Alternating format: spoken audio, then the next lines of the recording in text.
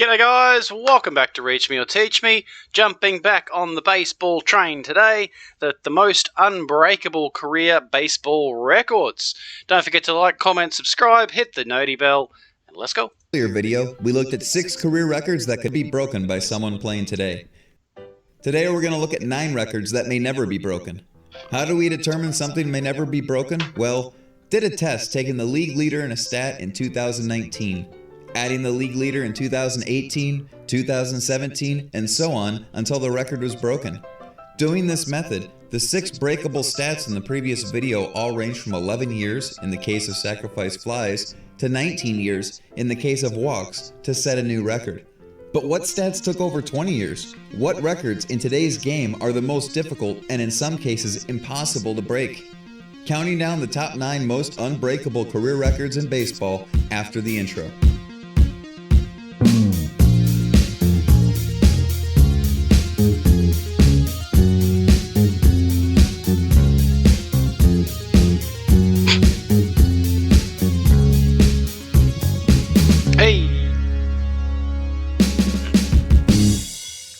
Baseball's not Number dead. 9, coming in at 20 years, 4,256 hits by Pete Rose.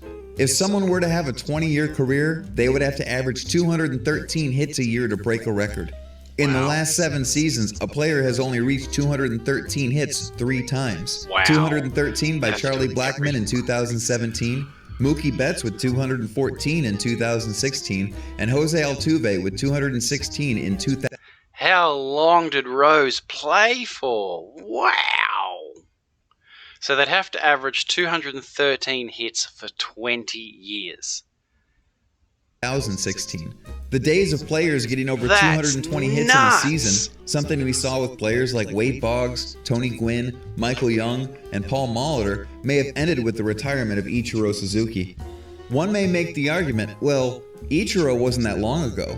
If a player like him came into the majors at an earlier age, instead of age 27 like Ichiro did, they could break the record.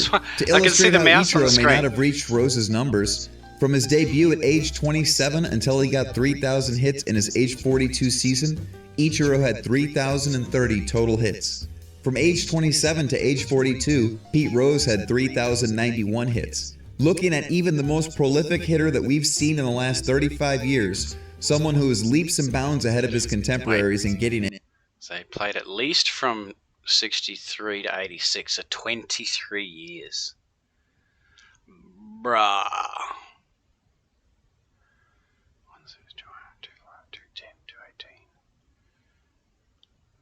A hit, he still comes up short to Rose's production when controlling for age. With the focus on home runs and getting on base through walks taking over in today's game, it's questionable if we'll ever see someone rack up hits like Ichiro, let alone have the extreme longevity of Pete Rose. I don't know if anyone will ever reach 4,000 hits again, something only done by Pete Rose and Ty Cobb in the 150-year history of baseball, let alone pass Rose's 4,256. Number 8, at 21 years, is pitching strikeouts held by Nolan Ryan with 5,714. This one is a little strange, because unlike pitching strikeouts, hitting strikeouts is one of the most breakable records. Strikeouts are happening at higher rates than we've ever seen, so you'd think this one would be in reach. However, on the pitching side, while strikeout rates are higher than they've ever been, pitcher usage is way more specialized than it's been in the past. This is something we'll see a lot as we get further along on this list, but pitchers don't pitch nearly as many innings season to season like they did when Nolan Ryan was pitching. Nolan Ryan had 367 strikeouts in 322 2/3 innings in 1972. Compared to the league leader in strikeouts in 2021, Robbie Ray had 248 strikeouts in 193 1/3 innings. He had 119 fewer strikeouts in 119 1/3 fewer innings.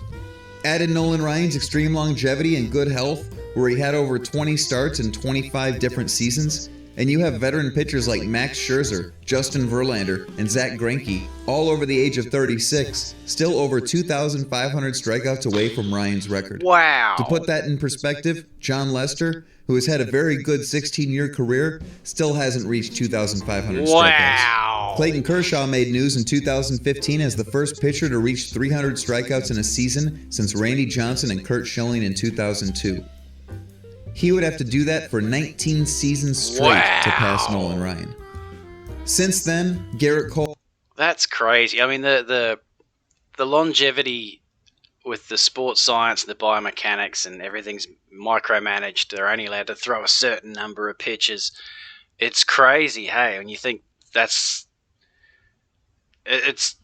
never going to be touched with the player management they have these days. Cole, Max Scherzer, Justin Verlander, and Chris Sale also had seasons with 300 strikeouts, but none of them have managed to do it twice, let alone 19 seasons in a row.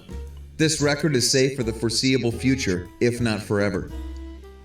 Number 7, at 22 years, is 309 triples by Sam Crawford.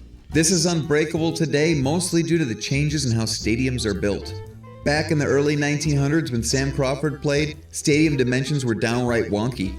Nearly half his career triples came at Bennett Park and later Navin Field in Detroit. Wow. Both had some irregular shapes in the outfield that created an odd 420-foot left center field dimension in Bennett Park and a ridiculous 440 center field distance at Navin Field. He also had a number of triples at Comiskey Park in Chicago, which opened with 362-foot distance down the lines and 420 in center. These early stadium dimensions absolutely dwarf stadiums today, with only Coors Field coming close at 347 feet down the line and 415 feet in center, but that is due to the elevation in Denver creating thinner air, meaning the deep fences are counteracting that the ball flies further there. That's actually quite clever. But the elevation make the boundaries bigger. There are still a couple oddities like Triples Alley in San Francisco, but nothing like the extreme dimensions that were commonplace in the early days of baseball, especially after the removal of Talus Hill in Houston. Add in that the game has changed with players... Wait, was that on a hill? Especially after the removal of Talus Hill. It is too. Oh, running up a hill when you're not looking at it. Oh, that would have made for some hilarious moments. In Houston. Add in that the game has changed with players valuing home run power over triples, and it makes sense that the active leader in triples, Dexter Fowler with 82, is only a fourth of the way to Crawford's mark. Number 6 at... Why would they have that hill? Just excavate it out and make it flat. I don't... 23 years is 1,406 stolen bases by... Number 6 at 23 years is 1,406 stolen bases by Ricky Henderson. D. Strange Gordon is the active leader with 333 career steals. Wow. Here's Ricky Henderson. From 1980 to 1983, he had 394 steals in a 4-year period. He played for another 21 seasons, putting his career total here. Even for his time period, Henderson absolutely blew away the competition with almost 500 more stolen bases than the second place spot, Lou Brock with 938. Add in that stolen bases have gone way down in the last 2 decades, and you get facts like Ricky Henderson's 130 stolen bases in 1982 were more than any team in 2021, with the Royals coming the closest at 124. Since Henderson retired in 2003, the highest single-season total has been Jose Reyes with 78 in 2007. Henderson beat that mark 6 times in his career. Nobody has passed 50 stolen bases in the last 4 years. Unless there are some drastic changes to the rules of baseball to encourage stolen bases, I don't know if anyone will ever reach half of Henderson's stolen base mark again. Number 5. Was he just like blisteringly quick? Or is it like, I can't understand, like the catcher's throwing arm might have increased a little bit. They might have got a little bit stronger and a bit more specific, so better throwing than potentially in past. But I can't understand why he is so far head and shoulders above everybody else, unless he was just disgustingly fast. Has there been some sort of significant change in the game of baseball since then? I can't see it. 5 at 24 years is 511 wins by Cy Young. This is going to be a theme for most of the remaining stats, but pitcher usage in baseball today is completely different than Cy Young's era. Cy Young had over 20 wins 14 years straight, with 4 seasons over 30 wins. The last time someone had 30 wins in a season was Danny McLean in 1968, over 50 years ago.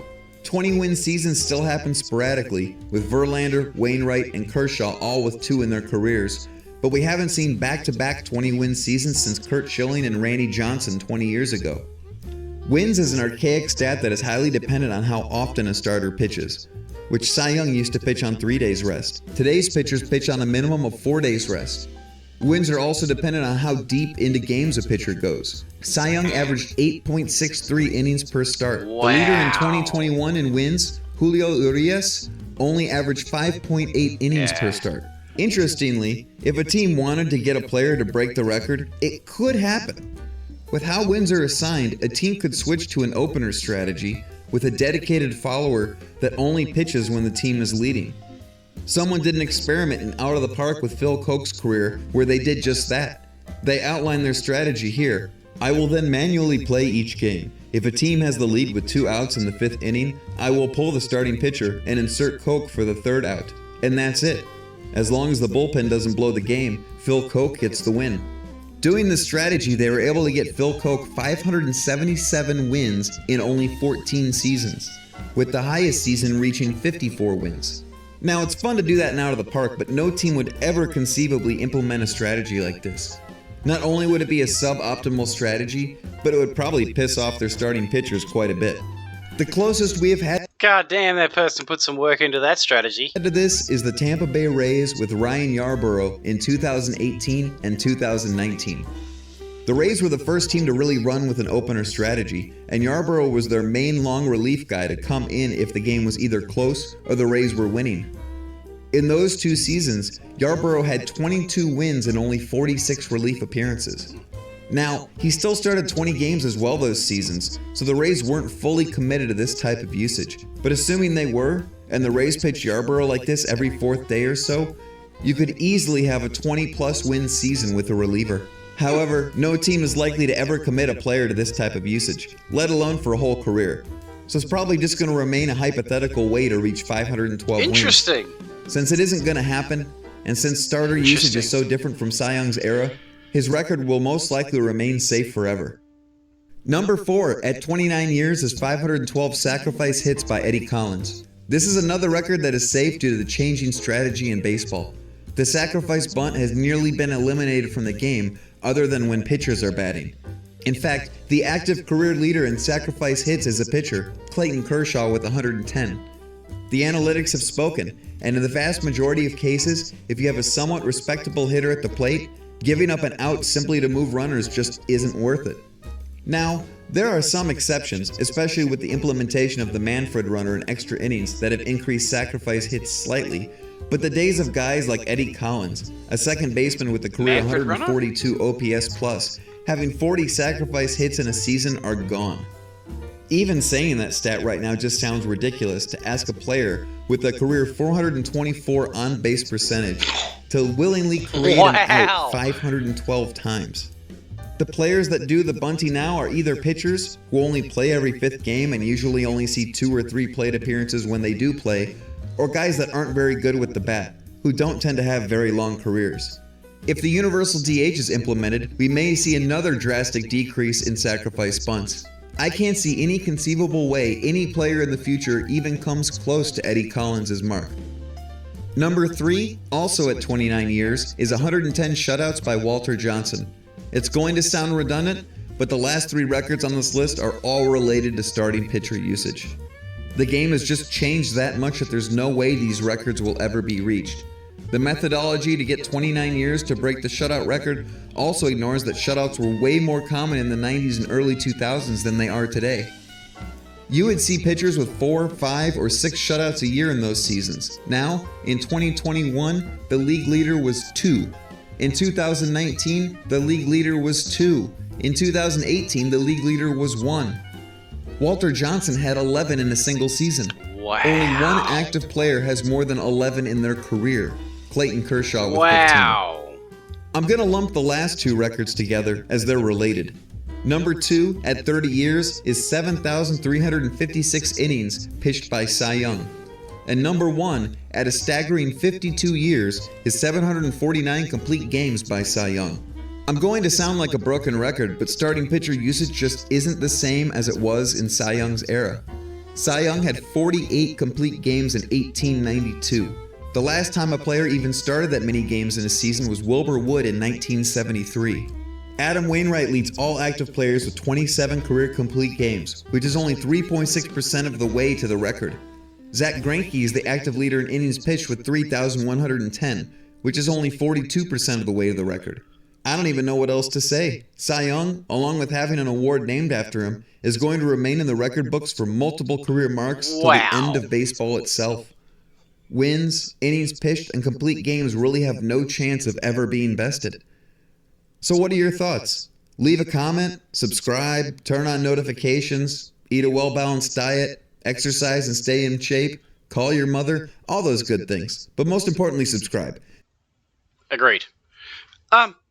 Fascinating.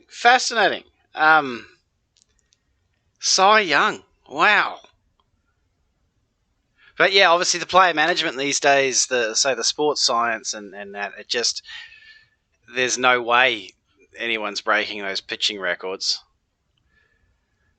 But that second to last one, I think it was, with the bloke who was averaging 424 and he's going out there bunting. That's insane. Anyway, look, that was fascinating. I learned a lot. That was a really cool video for me. Anyway, hope you guys enjoyed it. If you did, don't forget to like, comment, subscribe, hit the notification bell, and we'll see you in the next one.